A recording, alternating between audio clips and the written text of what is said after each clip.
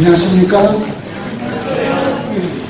좋은 말씀으로다가 계속 더 들었으면 좋겠는데 하나님께서 저에게 부족하기 때문에 시간을 다 청년들이 다 하는 것이 좋겠다 생각을 해서 짧은 시간을 주셔서 대단히 감사합니다.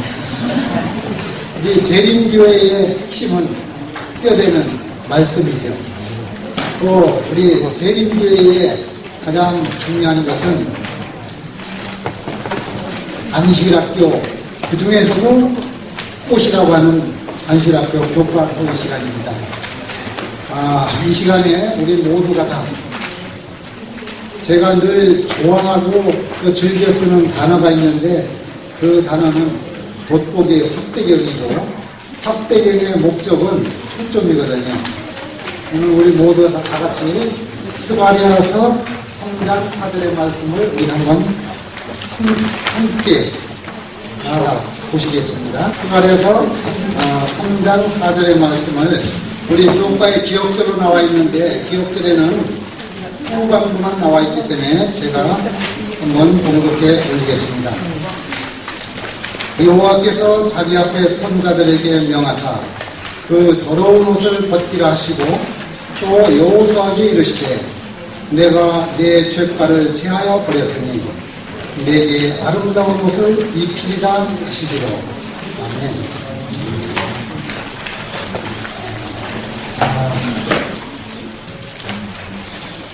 제 이름이 참 우리 조상께서 잘 지어주셨는데 그전에는 제 이름을 잘 사람들이 기억을 못했어요. 우리 조상께서는 받들 뽕 두르죠.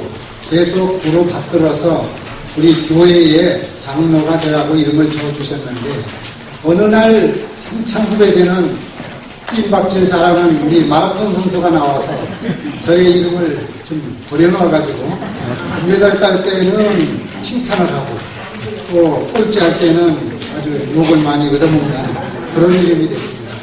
저는 세상에서 뜀박질하는 그런 이름이 아니고 그런 사람이 아니고 저 가나안 하늘까지 가는 하늘까지 인도하는 하늘길을 안내하는 받들어주는 이봉주라고 합니다.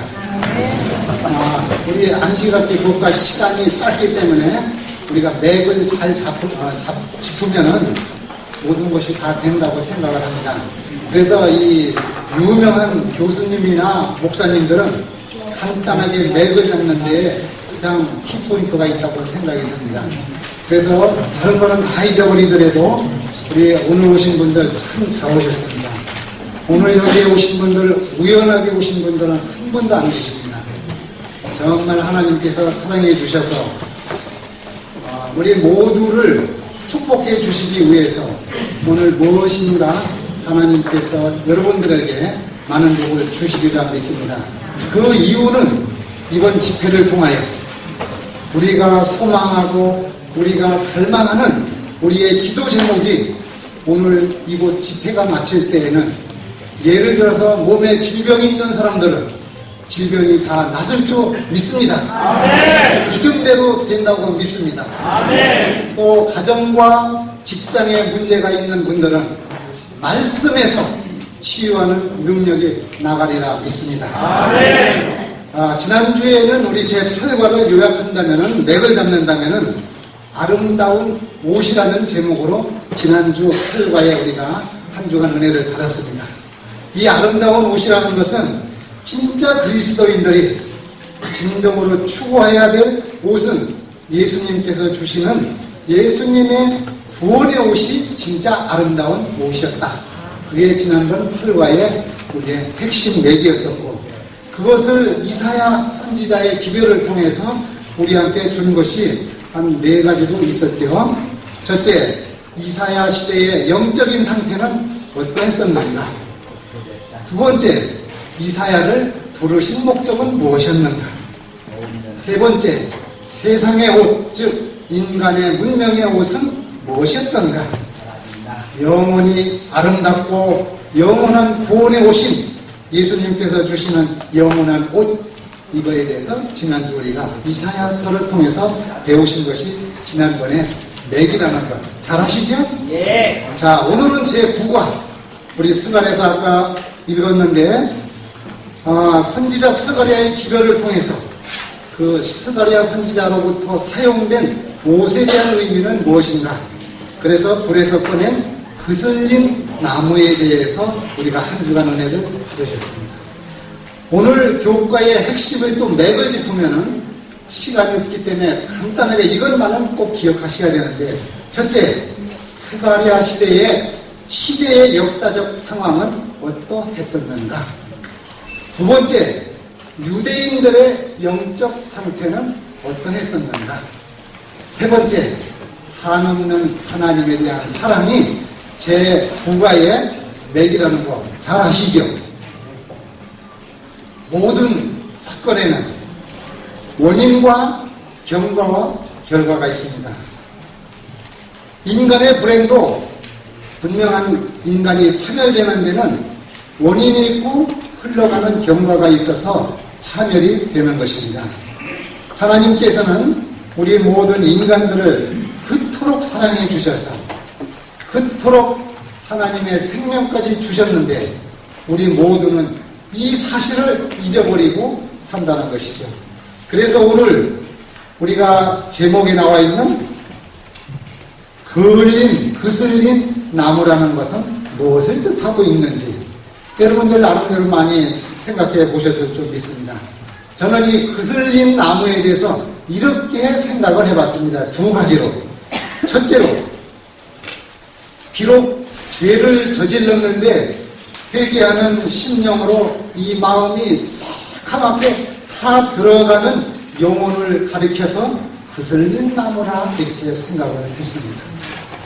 두 번째로는 내 자신의 지은 죄를 생각하면서 그 죄로, 내가 지은 죄로 인하여 상대가 상처를 받아가지고 그 포기하고 어려운 가운데 처하는 그 모습을 생각하면서 내 마음이, 가슴이 까맣게 타들어가는 그것을 그슬린 나무라고 생각을 해봤습니다.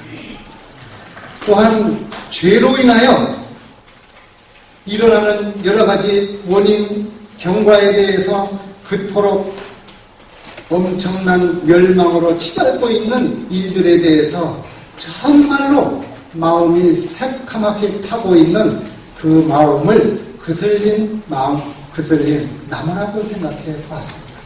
이렇게 생각을 할 때에 이제 진단이 나왔기 때문에 치료가 나온다는 것이죠. 사람들은 우리말 속에 무슨 말이 있는가 착각하기 좋은 이야기가 있어요. 속이 새카맣다 하는 단어가 나오는데 이 속이 새카맣다는 거하고 오늘 이야기는 스가랴서에서 우리가 이야기하는 그슬린 나무하고는 차원이 다릅니다. 속이 새카맣다는 것은 어떤 뜻에서 사용하느냐? 불에 그슬려서 마음이 새카맣게 탄다는 것은 내가 본질적으로다가 남에게 상처를 주고도 아무런 감각이 없는 사람은 속이 까만 사람이라는 것이죠. 맞아요. 하나님 앞에 죄를 범하고도 그 마음이 타지 않는 사람은 속이 시커먼 사람이라는 것이죠. 우리 모두가 다 전혀 그 검게 탄 그을린 나무하고 속이 까만 거하고는 차원이 다른 것입니다. 왜 그러냐? 속이 새카만 사람들은 왜 그럴까? 이 사람은 자기가 원하는 대로 사는 사람입니다. 즉 내가 하고 싶은 대로 하고 기분 좋으면 교회 가고 내가 먹고 싶은 거 다 먹고 내가 하고 싶은 거 다 하고 이런 사람들, 속이 까만 사람들은 자아를 부정하지 못하는 사람들.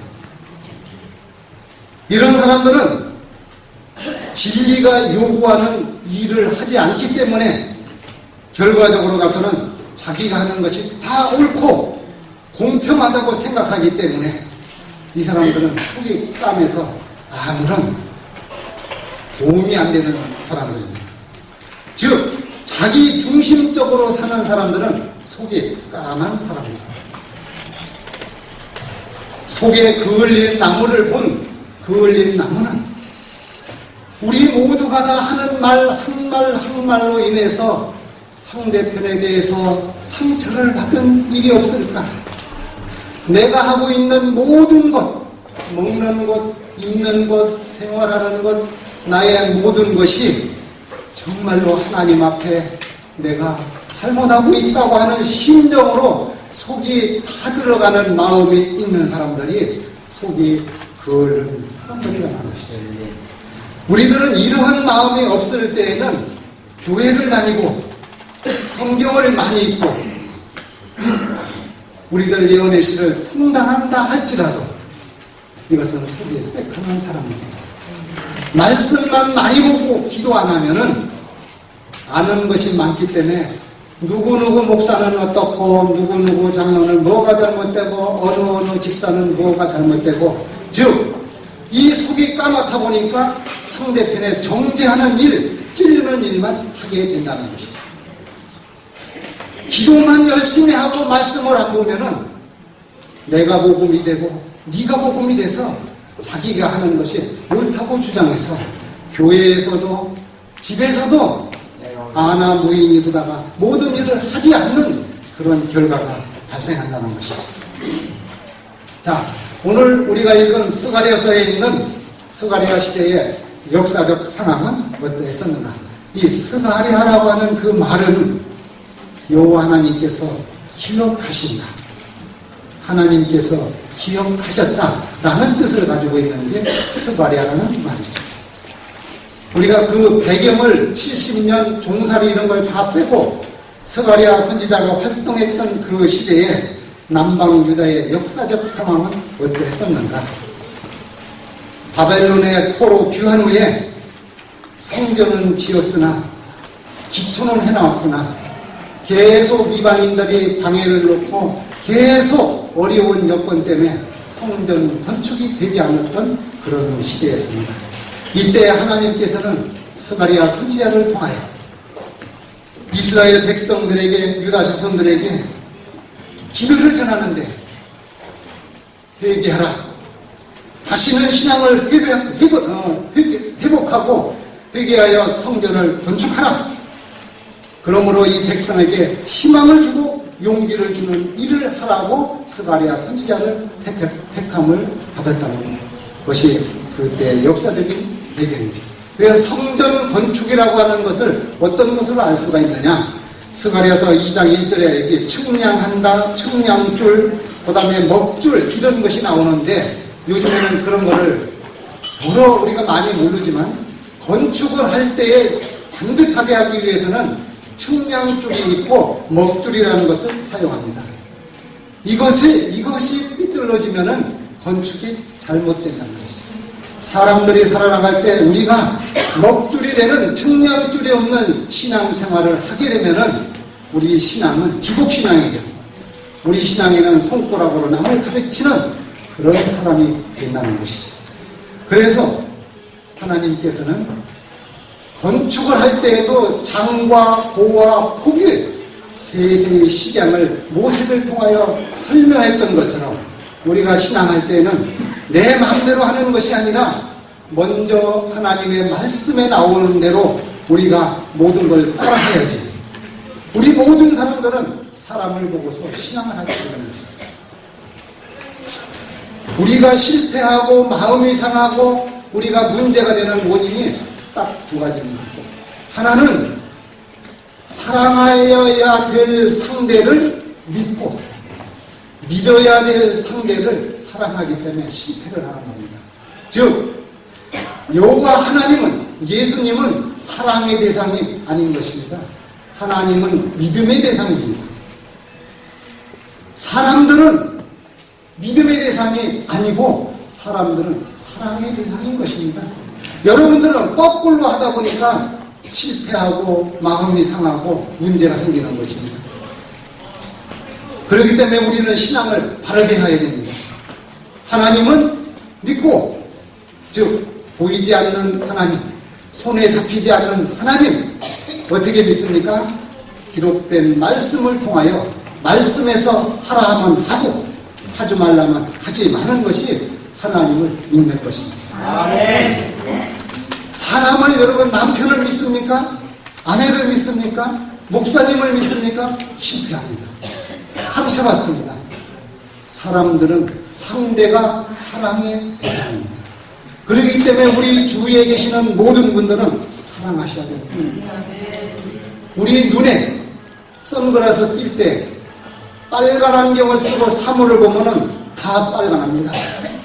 파란 안경을 쓰고 사물을 보면은 다 파란합니다. 즉 예수님의 사랑의 안경을 끼고 우리의 남편, 아내, 교우님들을 보실 때에 실수하더라도 사랑해 줄 수 있고 욕하지 않고 흠당하지 않을 수 있다는 것이죠. 이렇게 돼야 교회가 부흥하고 이렇게 돼야 우리가 하늘나라 간다는 것 아니겠습니까? 천국에는 이 젓가락이 짧은 게 없다고 그러죠. 2m 이상이 되는 게 천국의 밥상의 젓가락이라고 합니다. 그 이유는 찝어서 상대를 주게 되어 있기 때문에 우리들 삶에 우리 모두가 다 하나님을 신앙하고 하나님을 우리는 사랑하는 사람이 되지 말아야 합니다. 자, 이때 당시에 스가랴 시대의 유대인들의 영적 상황은 어떻게 되었습니까? 스가랴 시대의 모든 백성을, 모든 사람들을 대표로 하는 제사장 여호수아를 지칭하는 것이죠. 여기 대제사장 여호수아는 그리스도인들을 이야기하는 것입니다. 그래서 여기서 얘기하는 것은 법적인, 법률적인 용어로 여기 누가 나옵니까? 검사가 나오고 피고가 나오고 변호사가 나오고 판사가 나오는데, 검사, 우리가 그 전에 배울 때 이 선지자는 검사의 역할을 하고 제사장은 판사의 역할을 한다고 우리가 비유로 배웠습니다. 검사는 뭐를 합니까? 죄를 지적하는 역할을 하고, 선지자는 지적하는 역할을 하고, 제사장은 뭐를 합니까?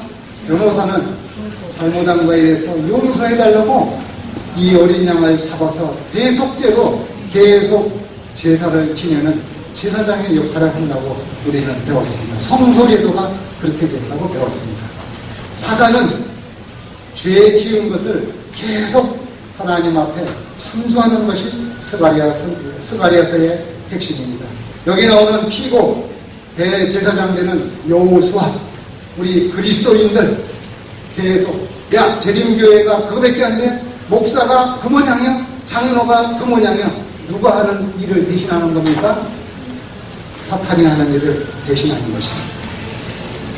우리는 우리의 죄를 아까 서론에 말씀드렸던 것처럼 이런 일들을 불쌍히 여기고 내 가슴에 타도록 하나님 앞에 회개하고 기도하는 일을 해야지 되는 것이지, 정죄하는 일을 손가락으로 이렇게 상대편을 정죄할 때는 하나는 상대편을 가리지만 하나는 하나님을 욕하는 겁니다. 당신이 짝지어 주신 하나님이라고 하는 것을 표하는 거고, 셋은 나에 대해서 잘못하는 것을 기억하는 것입니다.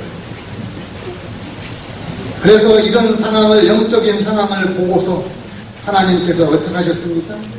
하나님이 질투하시는 하나님이라고 했을 때 여기에서 이게 많이 헷갈린다. 우리 출애굽기 20장 5절에도 우상숭배 둘째 계명에 질투하시는 하나님 했는데, 여기에서 우리 일요일날 소리에 보면은 예루살렘을 향한 질투, 이런 이야기가 나왔어요. 아니, 하나님의 질투 참으로 난해하고 어려운 일인데, 이 일은 타락한 이스라엘 민족을 뉘우치게 하기 위해서 잠시 동안 포로로 이방인들한테 보냈는데, 포로로 잡혀간 이 하나님의 백성들을 너무나도 학대하고 너무나도 고역을 쓰게 하니까 하나님께서 사랑하는 백성들에 대해서, 이방인들에 대해서 질투하며 분노를 느끼시는 그 뜻을 이야기하는 것입니다. 우리들 살 때 시기라는 이야기, 질투하고 시기하고는 비슷한 것 같지만 근본적으로 다릅니다. 시기라고 하는 것은 비슷한 단어 같지만, 시자는 시기하는 시자고, 기자는 끼칠, 꺼리낄 시자는 꺼리낄 기자거든요. 그래서 이것은 뭐가 다르냐? 질투하고 그 마음의 동기가 다른 것입니다. 시기는 남이 잘 되는 거를 못 봐주는 거가 시기인 거예요. 즉 어떤 거? 남이 갖고 있는 거, 남의 직분, 남이 잘 되는 거, 또 이 성공하는 거, 이런 것들을 근본적으로 갖다 싫어하는 게 시기입니다. 질투는 내가 사랑하는 사람들을 가지고 질투를 하게 되는 것이죠. 아무 상관이 없는 사람들하고는 질투할 상대가 문제가 되지 않는 것입니다.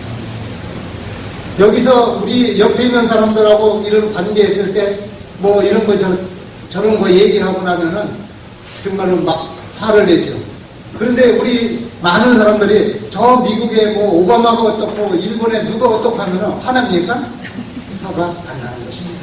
질투는 사랑하는 상대에 대해서 질투가 나는 것입니다. 하나님에 대해서 시간이 많이 가서 빨리 줄여야 되겠습니다. 하나님의 한없는 사랑. 자, 이제 이스라엘 백성 대제사장 되는 여호수아의 이 참소한 데에 대해서 법정에서 사단이 저 사람이 죄인입니다 하니까 거기에 누가 나옵니까? 천사장이 나오죠. 예수님께서 나오셔서, 변호사가 나오셔서 대신 담당한다는, 내가 담당하니까 더러운 옷을 벗기고 새 옷을 입혀라. 잘 생각해 보십시오. 우리들이 옷을 바꿔 입을 때 헌 옷을 그대로다가 입고 새 옷을 입습니까? 더러운 옷을, 헌 옷은 벗어야 되는 것입니다. 벗어야 된다는 것이 무슨 말이냐? 회개가 벗는 역할입니다. 우리가 새 옷을 입기 위해서는 우리 속에 있는 죄악, 헌 옷이 되는 것을 벗어야 되는 것입니다. 이 옷을 벗고 새 옷을 입어야 된다는 것이죠. 그래서 새 옷을 입기 전에 반드시 하나님께서는 더러운 옷을 벗겨주시고, 이게 벗긴다는 얘기는 죄를 제하여 주시고, 그 다음에 하나님께서 우리의 죄과를 다 깨끗게 한 다음에 새 옷을 입히는 겁니다. 그래서 우리가 교회 나오고 침례받기 전에 있었던 모든 죄를 다 회개하고 나온 다음에 교회 오라고 하지 않습니다. 있는 모습 그대로, 담배 태우는 사람은 담배 태우는 모습 그대로, 술 먹는 사람은 술 먹는 모습 그대로, 죄 지은 사람은 죄 지은 모습 그대로 수고하고 무거운 짐 진다더라 다 내게로 오라 하신 예수님의 초청의 말씀이 그래서 있는 것입니다. 있는 상태로 다 와서 아까 얘기한 것처럼 내가 이 속에 이처럼 나로 인해서 내가 가시가 돼서 찔렀던 우리 가족과 교회와 우리 모든 교단에 대해서 정말로다가 이 속이 타도록 회개하는 회개가 끝난 다음에 하나님께서 우리한테 새 옷을, 세마포 옷을 입혀주신다는 것이죠. 이런 삶을 살 때에 우리는 율법을 기쁜 마음으로 지키게 된다는 것이죠. 이 안식일을 지켜야 구원을 받는 거로 많은 사람이 착각을 하는데, 우리 구원받은 사람들은 이런 기쁨에 우리가 너무나도 기뻐서 오늘 아침에 주언이 천명마냥 감격이 앞서는 것입니다. 감격과 감동이 앞설 때에 신앙의 맛을 하는 것입니다. 우리들은 그냥 시계추 왔다 갔다 하는 거 마냥 이거 보고 진자 운동을 한다고 하는데, 이거 왔다 갔다 교회 안식일을 되고 왔다 갔다 감동이 없는 것은 기쁨이 없는 것입니다. 신앙생활의 가장 중요한 것은 기쁨이 있어야 됩니다. 이게 선교고, 이런 것을 기쁜 마음으로 하는 것이 자급 선교사 아니겠습니까? 그래서 이런 분들께서는 하시는 일마다 하나님께서 함께해 주시지 않을 수가 없는 것입니다. 그래서 우리가 출애굽 시에 광야 생활할 때 매일 하나님께서 하늘에서 만나를 주셨잖아요. 이 기적을 갖다가 감사할 줄 몰랐어요. 어제 우리 최 장로님께서 이야기하셨고요. 들어가는 것, 나오는 것 참으로 중요한 것입니다. 그래서 한 방에 가면은 맥을 볼 때 딱 묻는 게 두 가지가 있어요. 잘 먹습니까? 잘 나옵니까? 잠 잘 잡니까? 이것만 제대로 돌아가면은 건강하고 죽을 병은 아닌 것이죠. 우리들 삶에 들어가고 나오는 것 분명하게 감사함으로 정말로 음식을 놓고 감사한 건 배고픈 사람, 옛날 일정시대 때 배고팠던 사람, 오래개떡 먹어봤던 사람들이 주는 음식에 대해 감사할 수 있는 것입니다. 침대에서 자고 어려운 것 없는 사람들, 불편한 거 겪지 않는 사람들은 아무리 좋은 데 있어도 불평을 하는 것입니다. 우리의 삶에 있어서 하나님께서 우리에게 율법을 요구하시는 것이 아니라 하나님께서 더러운 옷을 싹 깨끗하게 바꿔 입혀 주셨을 때에는 그 기분으로 찬송을 하는 것이고 하나님께 영광을 돌리는 것입니다.